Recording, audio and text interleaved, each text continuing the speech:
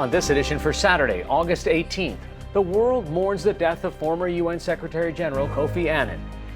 Turkey-U.S. tensions rise as the Turkish economy continues to fall.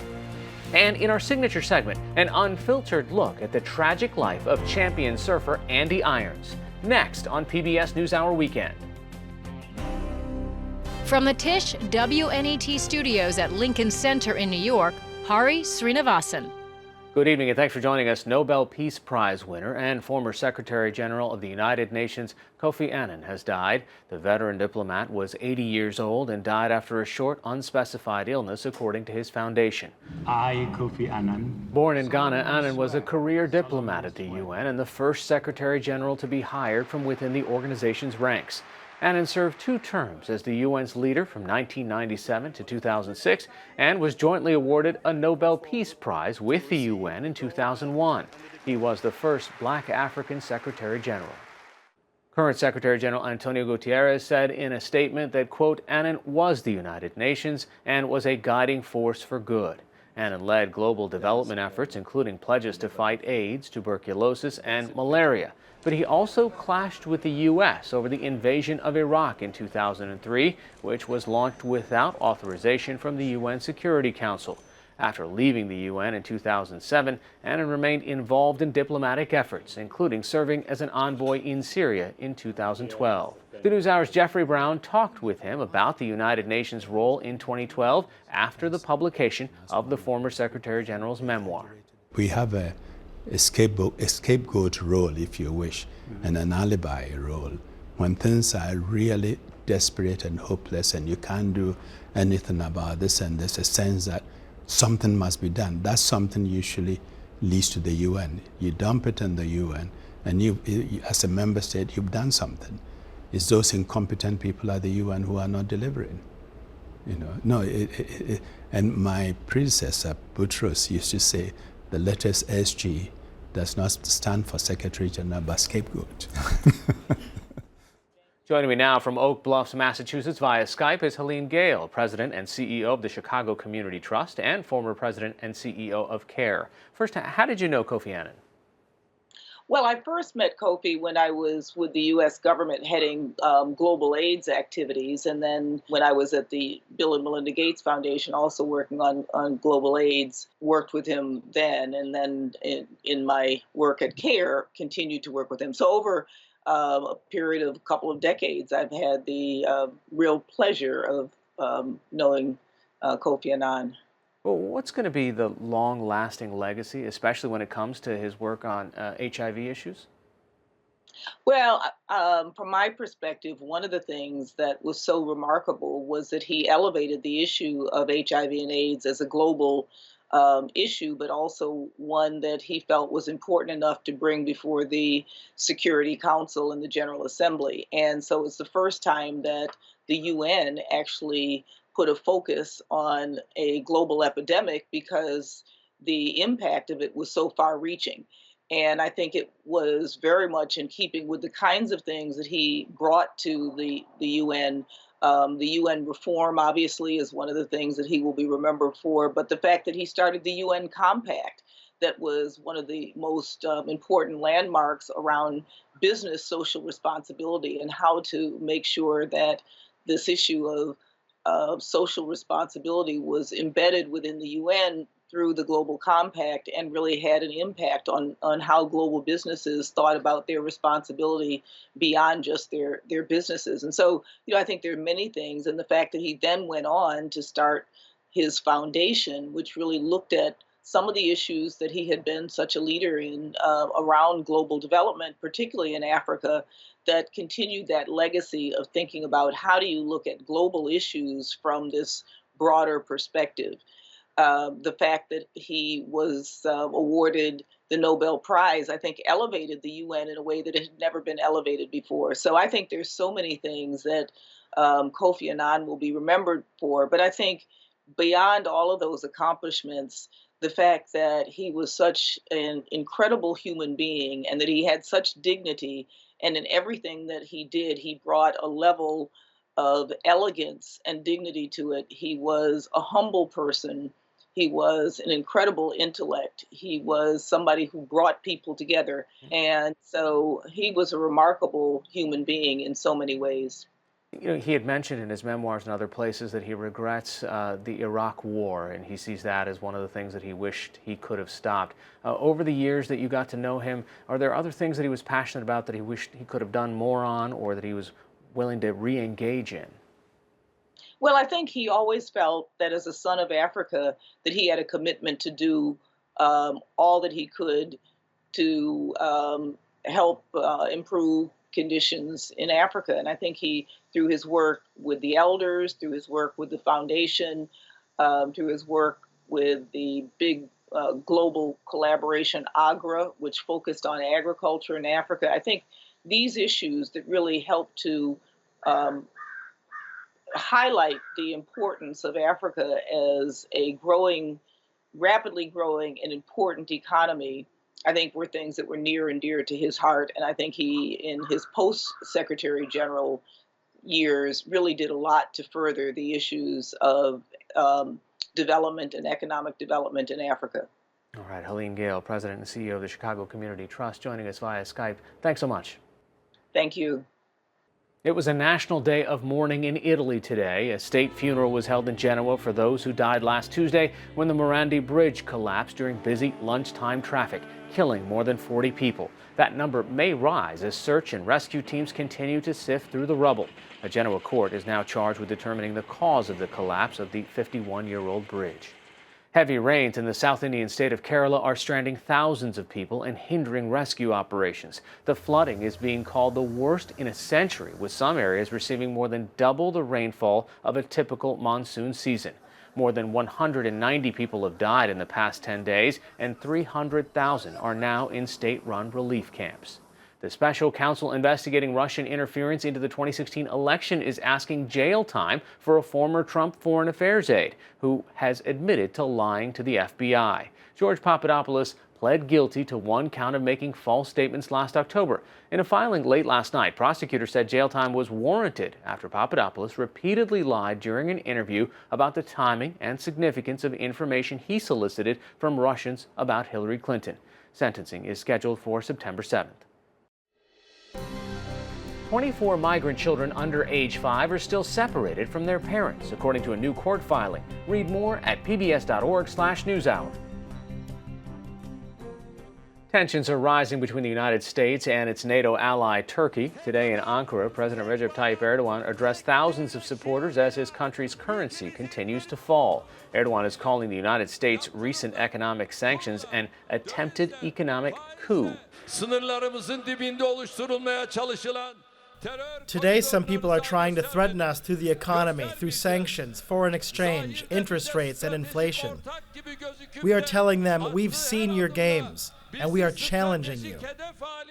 Erdogan's statements come one day after President Trump called Turkey a problem for a long time. Associated Press reporter Christopher Torsha is covering events in Turkey, and he joins us now via Skype from Istanbul. So tell me a little bit more about what the President Erdogan said today.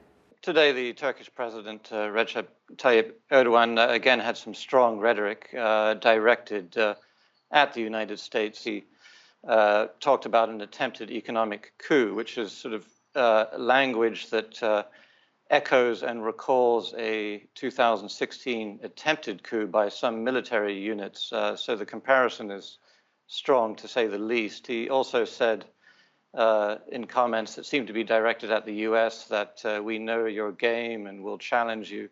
It's important to point out that the trade sanctions that the United States has imposed are not the sole reason for the decline of the Turkish economy. It's been sliding for a while, right? That's absolutely correct, Harry.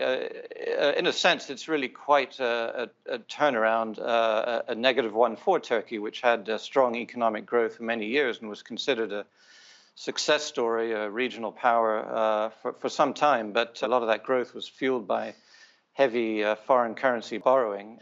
And the economy has been overheating. And now it could be that some companies in Turkey will be unable to pay back those debts. And for that reason, the people have the jitters. So it's a structural problem that has been developing for a long time and is not just linked to this dispute with the U.S.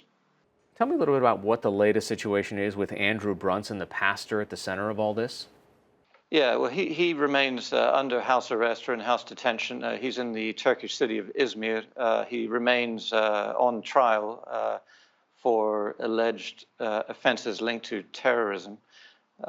He, again, attempted through his lawyer to appeal for lifting of the travel ban and for his release, but a couple of Turkish courts turned down those requests this week. So Turkey is certainly holding the line on the case of the pastor and is not giving in to American demands that he be released immediately. So it really is a major sticking point in the U.S.-Turkey relationship, but not the only one. Is the thinking that Erdogan is holding Andrew Brunson as some sort of leverage to try to get his way, to get Fethullah Gulen, a person who he wants back from the United States? That is certainly the view of some people, the view of the United States. President Trump and others believe the charges against the pastor, Andrew Brunson, are trumped up and are essentially that they're framing this pastor as a way, as you say, to put pressure on the U.S. to hand over Fethullah Gulen, who is the Turkish Muslim cleric accused of fomenting the 2016 attempted coup. He's living in Pennsylvania at the moment. But for a couple of years now, American officials have said to Turkey that Turkey has to provide convincing evidence of involvement in that attempted coup in order for any extradition proceeding to go forward. All right, Associated Press reporter Christopher Torsha joining us via Skype from Istanbul. Thanks so much. Thank you.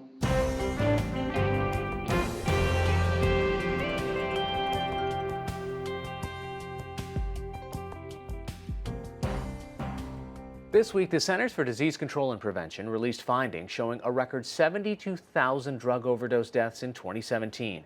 That's a 13% rise since President Trump declared the opioid crisis a national public health emergency. Opioid addiction affects people from all walks of life, even our greatest athletes. A new documentary, Kissed by God, profiles surfing legend Andy Irons, who died in 2010 after battling both mental illness and opioid addiction. NewsHour Weekend's Megan Thompson recently sat down with Steve Jones, one of the film's directors. You ever heard of being kissed by God?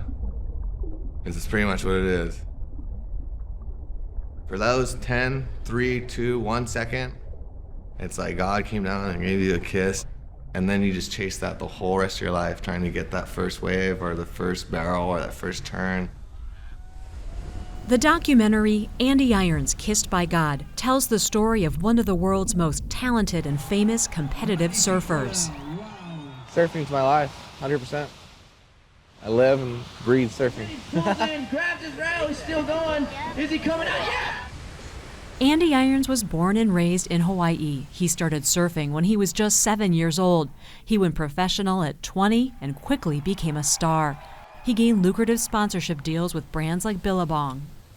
When you watched him surf, it was so explosive and unpredictable and so totally committed. Steve Jones co-directed Andy Irons' Kissed by God. I remember watching Andy and his brother Bruce surf growing up as a kid, and my brothers and I being like, wow, there's look at these guys, there's something different about them, you know, and it was just this brashness and radicalness that I think both of those brothers exuded. The film chronicles Irons' struggles and triumphs as he traveled the globe to compete. Irons initially came in dead last on his first world tour in 1999, only to make a comeback and win 3 world titles back-to-back. Andy Irons, your last score, a perfect 10. Andy's brother Bruce was also a successful and popular surfer. Jones says the Irons brothers didn't grow up rich. They came from a very simple upbringing. People felt that Andy was a very relatable character, and he was referred to as the people's champ as he started to rise up and realize these successes. So kind of a cool, almost rags to riches story. But Jones says there was another side of Andy Irons, one rarely seen by the public. As the film reveals, he struggled with bipolar disorder for years. Here he is at home after winning his first world title. It's just something, I don't know, it's just a lot of thoughts, a lot of just stuff going on, and I just try not to let it get to me, but I'm just only human. It just gets to me sometimes and get overwhelmed, and try not to get overwhelmed, but it's hard.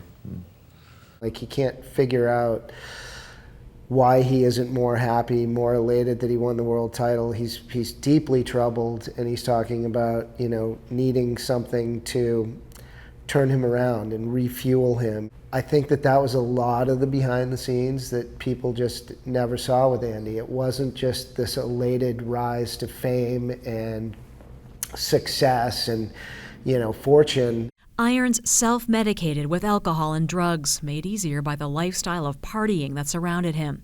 He eventually developed an addiction. You know, when he was smoking weed when he was younger, he'd smoke a lot of weed. And then if it wasn't weed, you know, then drinking, a lot of drinking.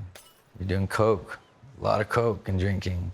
A massive archive of never-before-seen footage and in-depth interviews with friends and family help tell the story of Irons' incredible highs and debilitating lows, including episodes of paranoia. He got to the place where we were staying, he got in there, he closed up the curtains. He says, they're out there, they're everywhere, we don't know who they were. Doors shut, windows shaped, drapes down, they're following me like out of the movies. He went off the deep end. How much did the people around him know what he was dealing with at the time? You know, a lot of people that we've spoken to weren't necessarily aware of the bipolar disorder or the mental illness. Like, I think the drug thing was pretty prevalent. Andy talked about wanting to come out with his story and go clean and tell the world, like, hey, this is like who I am and this is what I've been struggling with, and I have been to rehab. There were, you know, some people encouraging him to do that and some people going, you can't talk about that. Like, you know, you're a well-paid pro athlete, the face of several different brands, and that's a story that we don't want to tell, we're not comfortable telling. Irons eventually became addicted to opioids and heroin. The pill run's a hard one to kick, and that's the one that grabbed a hold of my brother, grabbed a hold of a lot of us. It took down a whole bunch of people.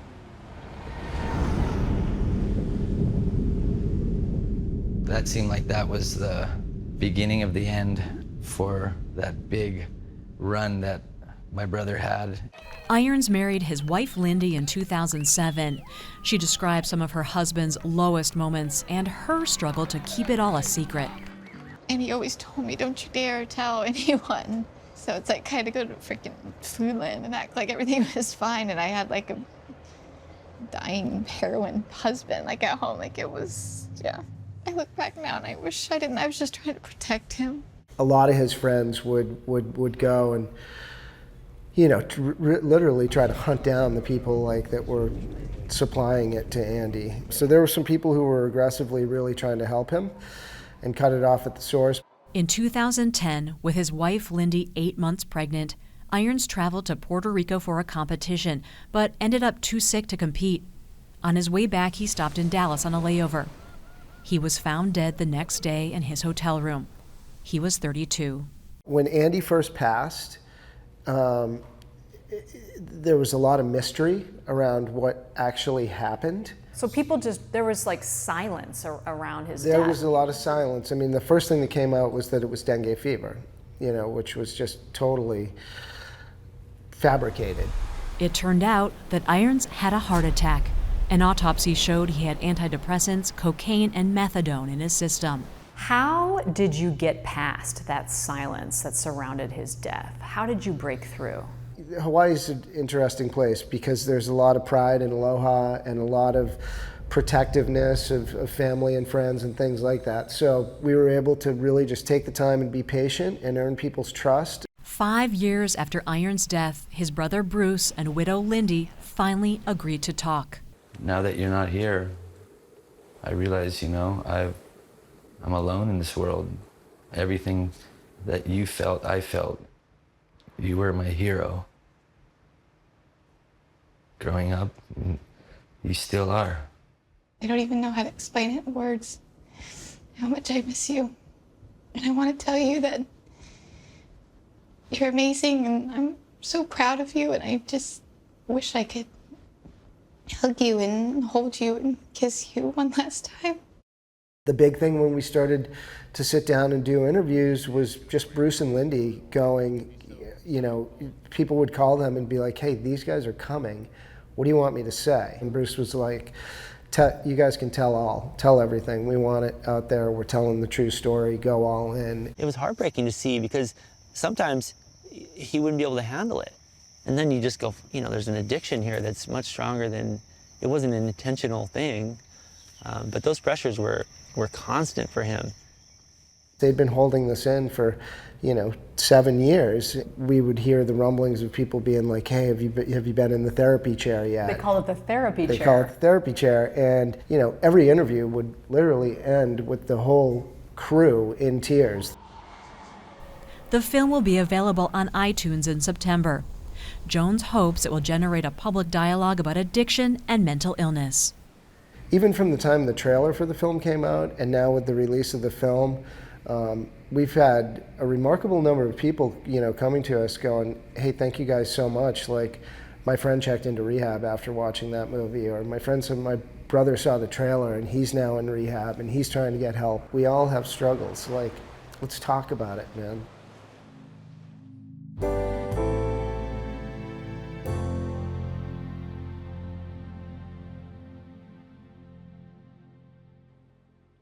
Join us tomorrow for an in-depth look at the rise of ride-sharing. Are drivers part-time workers in the new gig economy, or are they employees?